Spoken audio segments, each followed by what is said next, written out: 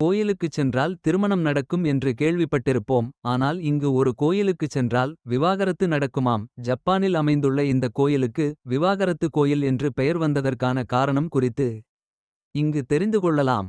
Japan பல தனித்துவமான விஷயங்களுக்கு பெயர் பெற்றது. அந்த வரிசையில் ஜப்பானில் இருக்கும் 600 ஆண்டுகளுக்கும் பழைமையான இசுமோ தைஷா கோயில், ரெய்கன் ஜி கோயில், பின்மேற்கோள்குறி விவாகரத்து கோயில் என்று அழைக்கப்படுவது பலரையும் ஆச்சரியப்படுத்தி வருகிறது.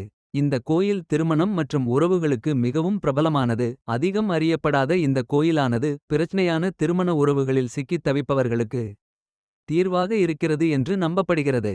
ரெய்கஞ்சி கோயில் ஜப்பானின் கன்சாய் பகுதியில் கட்டப்பட்டுள்ளது. கடந்த கால உறவுகளை முறித்துக் கொள்ள விரும்பும் மக்களுக்கு இந்த கோயில் ஒரு முக்கிய மையமாக மாறியுள்ளது.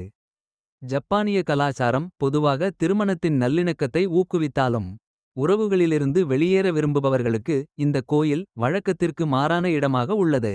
இந்த கோயில் பல நூற்றாண்டுகளுக்கு முன்பு உள்ளூர் சமூகத்தை பின்மேற்கோள்குறி மோசமான திருமண உறவு களிலிருந்து பாதுகாக்க கட்டப்பட்டது என்று ஆதாரங்கள் கூறுகின்றன.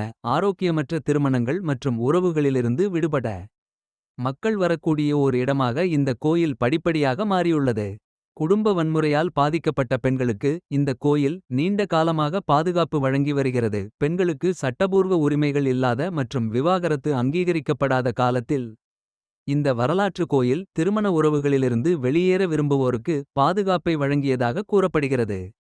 இந்த கோயிலின் முக்கிய சடங்குகளில் ஒன்று நூலை வெட்டுவதாகும். அதாவது கோயிலுக்கு வரும் தம்பதிகள் அல்லது தனிநபர்கள் பெரும்பாலும் ஒரு மரத்தில் அல்லது பலிபீடத்தில் சிவப்பு நூலை கட்டும் ஒரு திருவிழாவில் பங்கேற்கிறார்கள். தங்களின் தெளிவுக்காக பிரார்த்தனை செய்த பிறகு அவர்கள் தங்களது உணர்ச்சிபூர்வமான உறவுகளை முறிக்கும் வகையில் அந்த நூலை வெட்டுகிறார்கள். விவாகரத்துக்கு மட்டுமன்றி ஆன்மீக வழிகாட்டுதலுக்கும் இந்த கோயில் ஒரு சிறந்த இடமாக திகழ்கிறது.